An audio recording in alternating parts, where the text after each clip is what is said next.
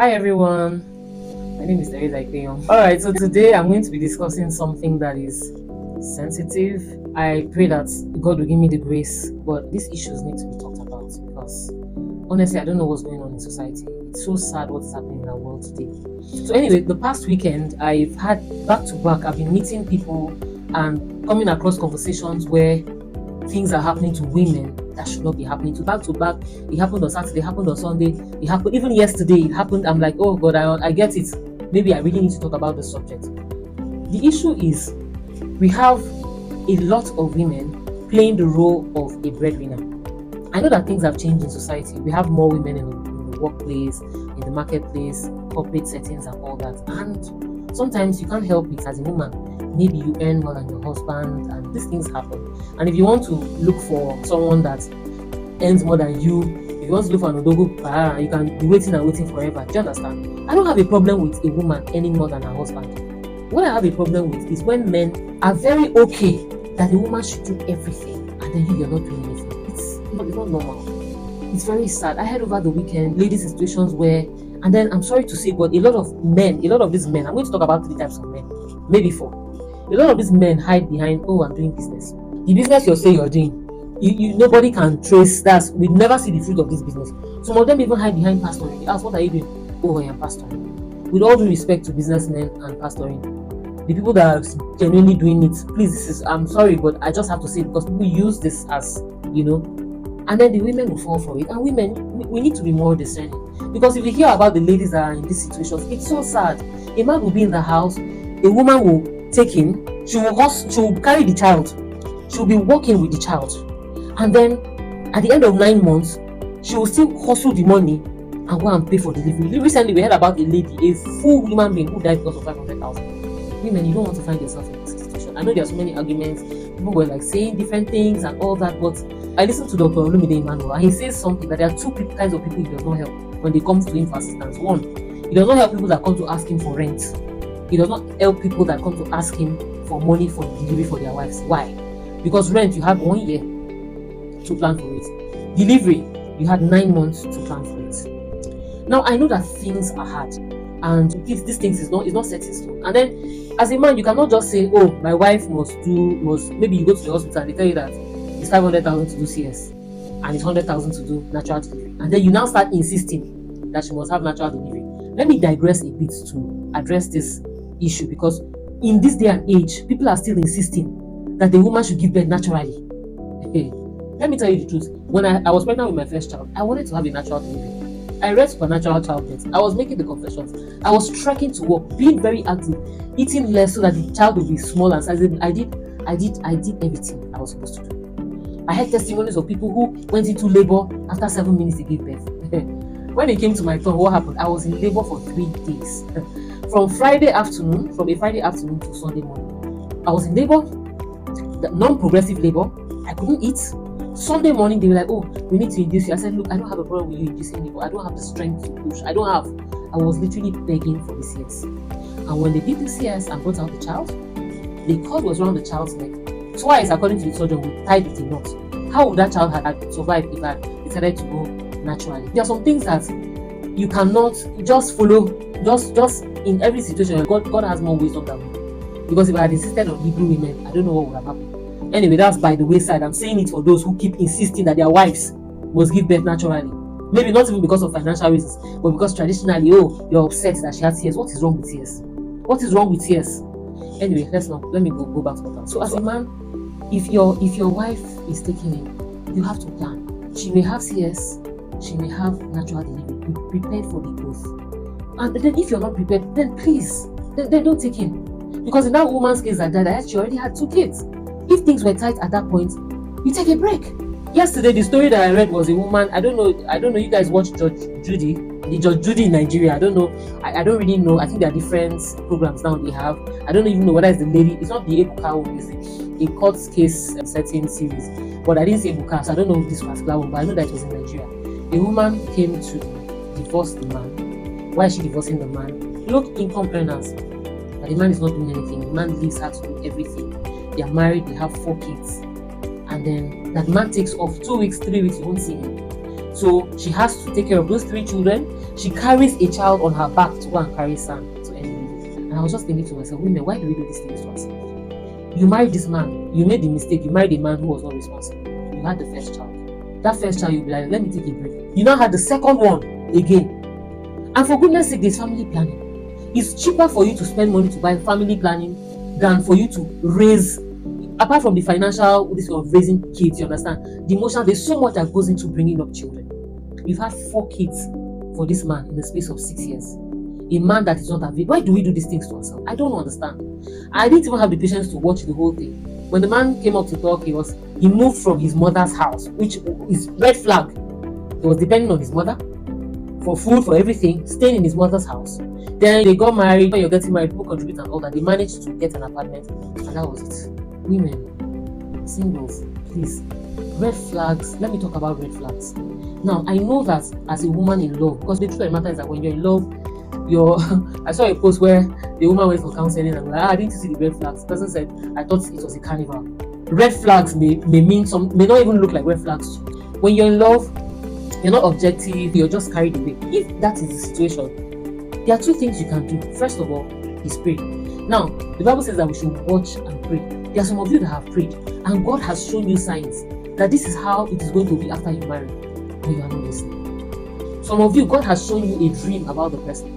You are not taking heed. I remember years ago, there was this lady I knew in my church when I was in Lagos.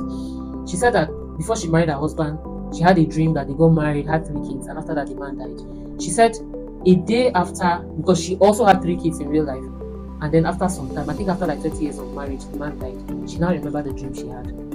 Now, the question may be, maybe she shouldn't have married him, maybe she should have prayed. I really don't know what she did, but I know that dreams show you how things may turn out. It's for you to, maybe if it's a deal breaker for you, maybe walk away or do something about it, really pray about it to stop that thing. Take your dreams seriously, take the signs that you are seeing seriously. The second thing you can do is get a mentor. Get somebody that you respect and listen to and say, oh, see this thing, or this is what I've observed about this person. What do you think? Because honestly, women, see, when I hear about these things, it's so heartbreaking. You marry a man, you're the one hustling, you're the one taking care of everything, the children's school fees, and then on top of that, there are men who would pick up their wife's phone, borrow money from loan apps in the woman's name, in the name of I am doing business. Waste the money, maybe try to do the business, doesn't work out, and then it falls back on the same woman who is already doing so much for you. It's not fair. When you hear these things, your heart breaks. You're like, I'm telling you, some women are really, really suffering. You don't want to find yourself in that situation. And even if you're 35, you're 40, you're 45, you don't want to find you, because they say the way you dress your bed, that's how you lie on it. You don't want to start what you cannot finish. If you are dating a man, you're trying to impress your in-laws. You'll be bringing out money when you should not bring out money. Your wedding, you're the person bringing 80%. Your in-laws and your husband, they are not doing anything. But you're dogu now. Don't start what you cannot finish. And you know the thing about those in-laws, they know the man, they know how lazy he is. He has been a burden to them. So now they found a lady who wants to work. They'll pretend, they'll cooperate with you. Take our brother, so that we will be free. And then you will now come and be carrying. There's a film I watched recently, something about the bricks. I don't know if it's a Nigerian film. The exact example of what I'm talking about is the man that was married to that lady who was doing everything. She will come back from work, cook. In fact, the man will beat her if the food is not ready on time. The woman was slaving till when she had, because imagine this man was from a rich family. The family threw him out because he was not doing anything. Ladies, you don't want to be in that situation. You may be lonely, you may be unmarried, and it's better for you to remain the way you are. So you find a responsible man to marry. And let me just balance it by saying that I am not saying that if you find somebody, let me talk about potential. Like I said, in my generation, we did potential and all that, and then later on, a lot of ladies found out that there are men you will marry where they didn't have anything. By the time they now have something, they now feel that you are not up to par with the level they are. And this thing works both ways. There are also women who men have trained. By the time they graduated, they now felt the men were not worth it. You understand? Ladies are now, they don't marry potential anymore. But like the example I gave you before, if God is giving you direction about a man, that you have to do this for a season, no problem, do it. But make sure you get that direction. Don't go into anything blindly, because you will be disappointed. But it's so horrible. I came to the conclusion, or let's just say this is my own theory, that there are 3 kinds of men. They are the first set of men are men who they are responsible. They were raised properly. They were raised to be providers and responsible for their family. Those kinds of men, even if they marry a lady who has more money, who earns more than them, They will tell the lady, keep your money. I will still provide with what I have. It's their pride. It's for them, you understand, to be able to provide. Those are the first kinds of men. The second kind of men, they are also providers, but they are conditional providers. What do I mean by that? These kinds of men, as long as they have their 9 to 5, as long as maybe they are into contracts, the jobs are coming in, provide. They'll be very sweet. They'll do everything for you. But my God help you that anything happens to that man's job. God help you that the contracts stop coming. That man ain't gonna do nothing. That's why I say it's conditional. You as the wife or partner, you have to fast and pray and say, God, please let this man always have this 9 to 5. If not, we don't enter one chance. The first set of men I talk about, they are the kinds of men that if their family is hungry, they can go out and sell pure water just so that their family will not suffer. This second set of men, they will not do anything. They will tell you, what do you want me to do? I lost my job. Do you want me to go and steal?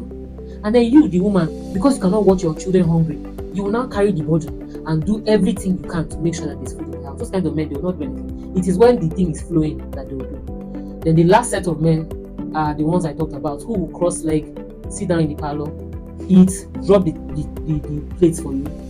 You will go and hustle, come back. They are the ones that will beat you because their meat was not big in the soup. Meanwhile, they're not bringing anything. You are the one hustling. You are the one that will still come and cook. Those are the three categories of men. Now, someone may ask, the women that are already in this situation, what would they do? Well, I'm not good. I cannot tell you what to do in this situation. I believe that there are some situations where the women actually have to leave for their sanity's sake because it's so overwhelming. But don't be me to tell you, make it come off for your marriage so that you not come and quote me, please. Wisdom is profitable to direct. While the other set of women, maybe their situation is not so bad, but they need the wisdom of God to be able to navigate that situation so that they don't lose their head, they don't lose it. So whichever situation you're in, I thank God for God. God will help you. Now, so for the men, there's a scripture that says, do your planning, prepare your field before building your house. You're a man, you're a young person, you're listening to me, and honestly, you don't want to find yourself in that situation and all that. So before you marry, please, I know that yes, people have married in situations where everything wasn't all together, but so that someone will not come and be insulting you in the house. Prepare certain things, at least there should be basic things. You understand? Nobody's asking you to have to be a millionaire, but at least basic things, uncle. Basic. Do you understand? Before you marry that babe, have some savings. That once you marry, pregnancy don't enter. The rent, there's some basic things that should be in place. If you marry an understanding woman who also works and wants to do something, God bless you. But please, don't leave your responsibility for that woman. Plan yourself before you are thinking about marriage. Put your things in position, in place, your work, whether it's your business or whatever and all that. Put it in place, have some savings on ground. You understand? Then there's another category of men I want to talk to. There are some men who, you're hearing me, it's not that you're lazy, but life just hasn't been fair to you. You have struggled, everything you try to put your hands to, problem here, problem there, and all that. It has become like a situation of village people. Because everything you have tried, you have really struggled. But life is not lifing. Life is not turning out for you. See, I want to make an invitation. You may be listening to me, you're not a Christian. I want to invite you. Because someone may say, you're telling them to give their life to Christ so that things will change. My dear, I'm telling you, because Jesus is the way, the truth, and the life. There are some problems you may not be able to overcome on your own. And you should come to Christ. Because there's a life after now. What happens to that life after now? You're just concerned about the fact that things are not working here. God has a purpose for you. When you come to Jesus, He shows you your purpose. And Jesus is light. Jesus will come and shine light into that your situation. Whether it is a village people situation, whether it is a lack of wisdom situation, I don't know. But I'm just making that invitation for that category of men, because people will not be able to relate with it. But the people that have struggled know that sometimes it may just be that there's something deeply working against you, and you need this thing Satan to go with. The first step is praying that prayer today, making that commitment, and like, God, please come into my life, and rearrange everything. Then I also want to talk to the women. There are single women listening to me. You have kids. You had a very bad experience with your partner, and because of that, you're carrying a lot of bitterness. And guess what you are doing? You talk about the situation that you're in. You're raising your girls. I heard someone talk about it recently. You're raising your girls to be independent. You're raising your girls with the mindset of men has come. You're not saying it to them, but because you talk about your problem a lot, when you're talking with family or phone conversations, and these children are hearing you, especially 0 to 6 years, the things you expose these children to at that age forms in their subconscious, and it's going to affect the way they see life. You're talking about these things. Men are scum, men are useless. You're raising that child to have that mindset, and then you've neglected your son, and you're focusing on your daughter, making her strong. Your son is there, hearing all these things. Oh, men has come. So in his mind too, he's come. He's useless. And he grows up and the cycle repeats itself. Please, I want you to say it stops with you. I know you are hurt. I know you are hurt. You need to come to Jesus to heal your heart. Heal you of. It's unfortunate that you had this, and I'm sorry. I'm sorry that you went through what you went through. I'm sorry. But you have to get past that. You have to get past bitterness. You have to break that cycle so it doesn't happen to your children. You have to show up a positive-minded person. There are people there that are enjoying marriage. There are people that have good marriages. They don't have 10 heads. Because you had a bad experience does not mean that everyone is having a bad experience. And what you should pray for your child or your children is that they have good marriages. What you need to do is to stop that, saying those negative things, having that negative energy around your family. Please, break that cycle today. Be the cycle breaker. It will not happen. Start praying for your daughter. Start praying for your child, your son, that they will have good marriages. Don't raise your child. Yes, it's good to raise independent women and all that, and I really, really applaud that. But don't raise your daughter talking about what their father did, and now she now think that all men are like that. I know you're single, but you can have father figures who can be examples. You can bring in father figures, maybe your brother or somebody, so that your son actually has a male figure to look up to. Please, we need to stop this nonsense.